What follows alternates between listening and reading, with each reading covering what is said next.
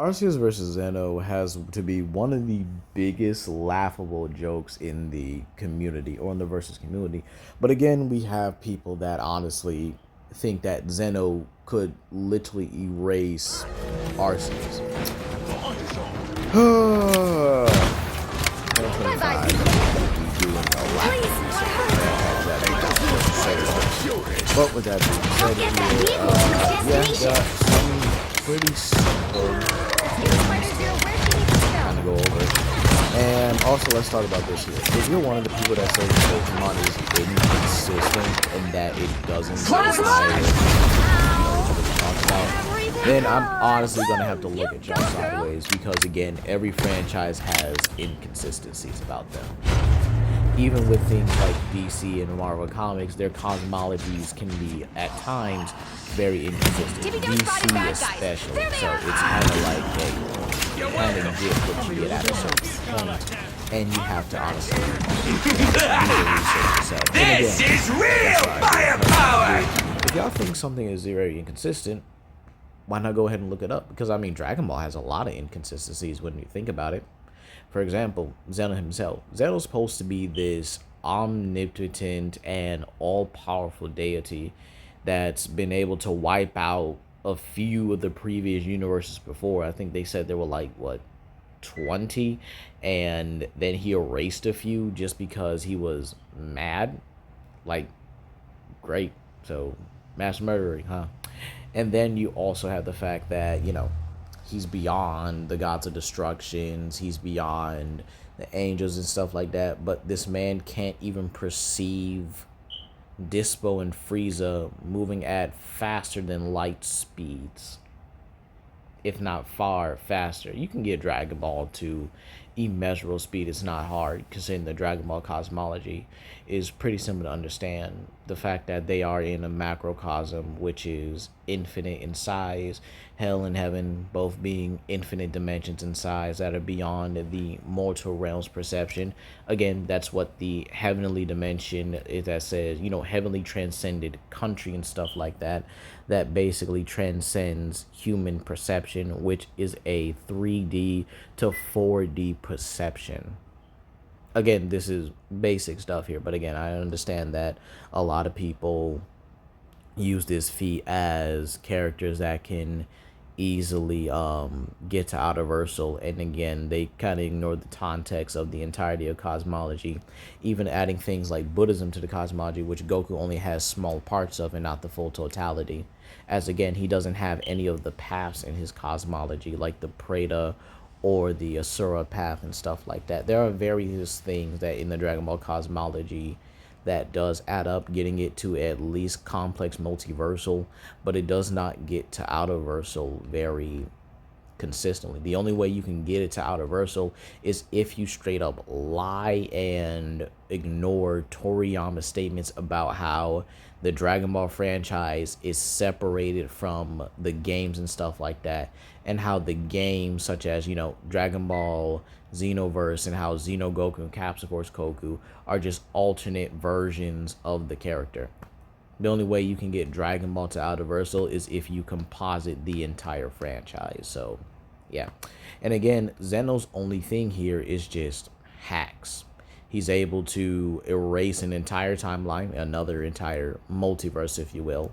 Because, again, if Zamasu had spread it throughout the entirety of Trunks' timeline. So, you can actually get him to around complex multiversal quite casually. And again, the Dragon Ball cosmologies itself, I've even seen people saying that Goku was going to destroy the entirety of the Dragon Ball multiverse in his battle with Beerus, when again it states that they were going to destroy the entirety of the macrocosm, which, by the way, is actually a fourth dimensional object in terms of scaling, or fourth dimensional construct, excuse me, in terms of entirety of scaling. So, believe it or not, with that being said here, the fact that Goku does surpass this level multiple times will put Goku at a complex multiversal. And keep in mind, Zeno is, you know, confirmed to be able to one-shot him quite casually, or at least, you know, erase the man from existence. So, with that being said, Zeno would easily be in the higher tiers of the complex multiversal. Is it possible you can get him higher? maybe. I'm gonna say maybe on that one. It is possible you could get Zeno a bit higher. I'm not really too fond of doing that because it's not really consistent, especially with the fact that he really has no combat feats. And again, him not being able to receive Frieza and Dispo is a very big deal. The fact that even an iPad made for that couldn't even proceed them, and Zeno just couldn't even do it after that. So it's kind of funny.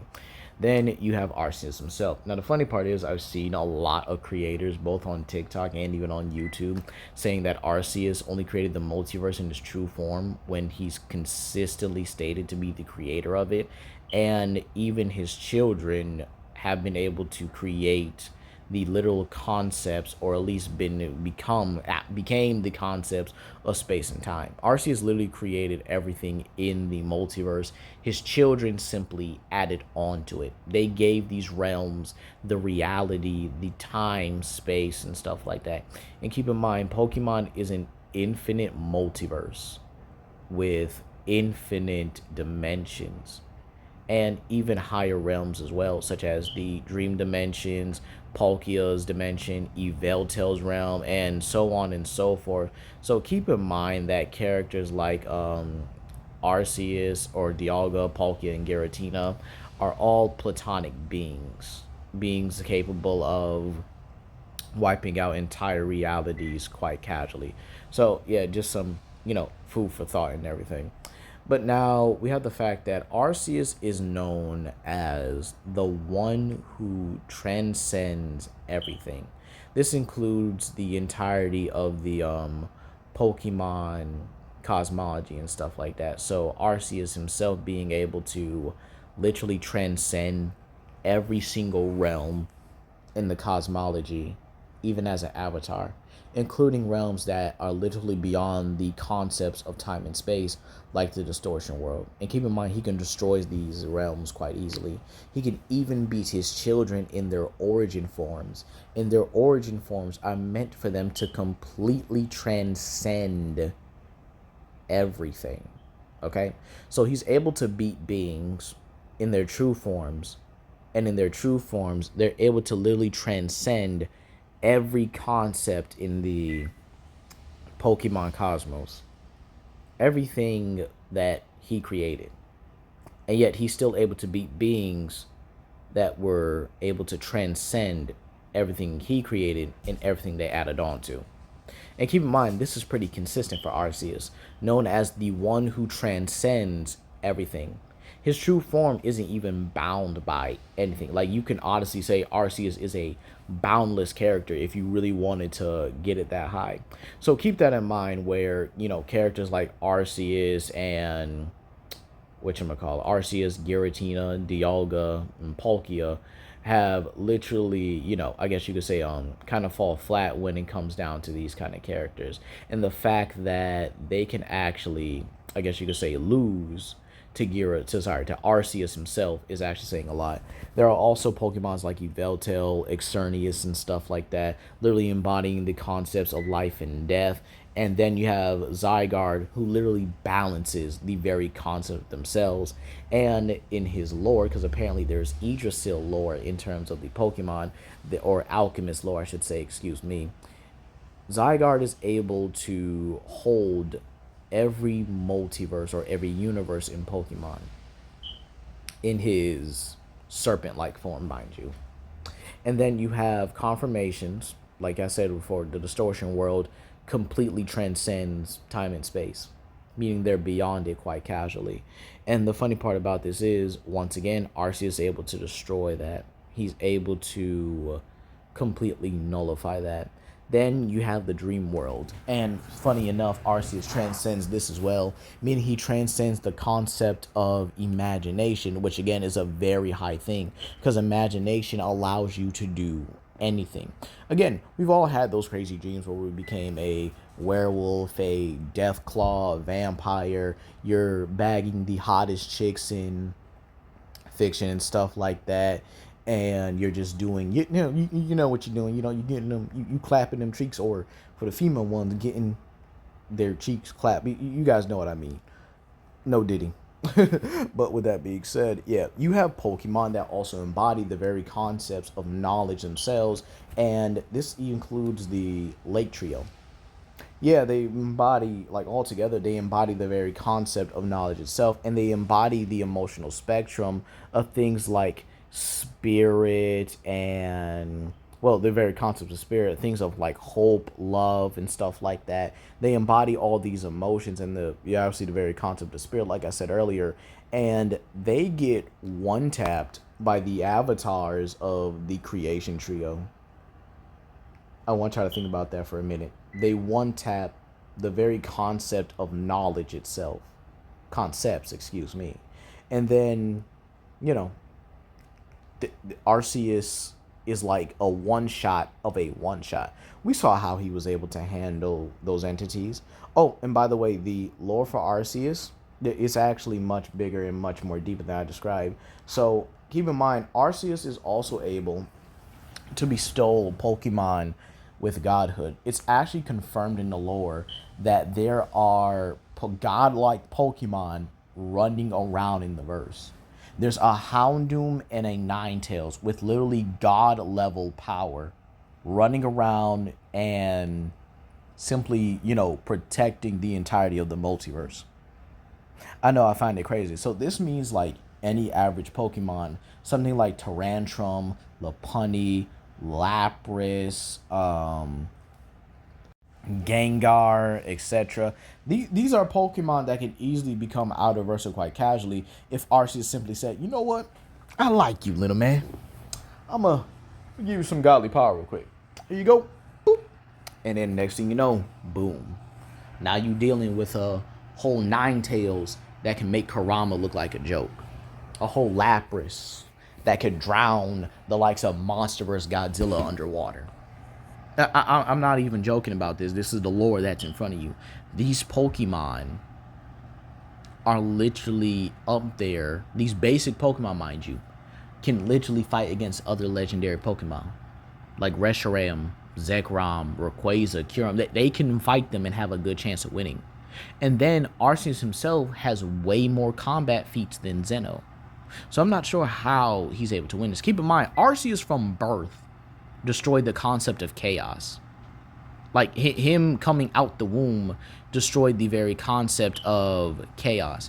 Then you also have the fact that, you also have the fact that, what am I trying to say here? He destroyed the concept of chaos. Oh, he also fought these entities called the Titans. Not sure who they are exactly, but again, these were entities that were supposed to be able to contain the raw power of Arceus for centuries. So this means Arceus grew in power to such a point where he was no longer able to be contained by them, and then proceeded to beat them. And then establish the entirety of the Pokemon multiverse. And the funny thing is, seeing people say that, oh, he didn't create the Pokemon multiverse in his avatar state, when again it's literally shown he started creating everything at that point, because his true form would one-shot everything, is absolutely ridiculous. Then you also have his plates, his versatility, his powers and abilities. He can use whatever he wants. Keep in mind, Arceus has no typing. So him using any attack at this point should honestly be cheating. He can use any power, any ability. He used Twister, which is a dragon type attack. He can even use ghost type biology, which can negate physical attacks and physical damage, and even negate telepathy. Yes, ghost types are immune to telepathic attacks. They negate that quite casually. He can use grass type biology to actually heal himself and even drain an opponent's life force, but again, on a 10 times much higher level. And then Arceus could be petty and make himself stronger via Mega Evolution, Terrestrialization, or Gigantamax. And the funny part is, he doesn't need it. He really doesn't. But we know he can do it, considering he created literally everything. He created the Mega Stones. He created the G-Max, or the G-Max energy, and created the Pokemon that can literally bend and even produce this kind of energy. Arceus is able to do all this and yet he's supposed to be what, comparable to Zeno somehow. Like I'm not really convinced by this, in all honesty. I'm sorry. It's just I don't know. It's just not for me, in all honesty. I'm sorry, but hey, that's gonna be all today, you guys. I think this is kind of honestly all that I need to really say. Arceus versus Zeno is completely a joke, in my opinion. But that's gonna be all today, you guys. Please comment, like, subscribe, and share it with your friends. And if you guys are wondering, yes, we did win this match. Peace.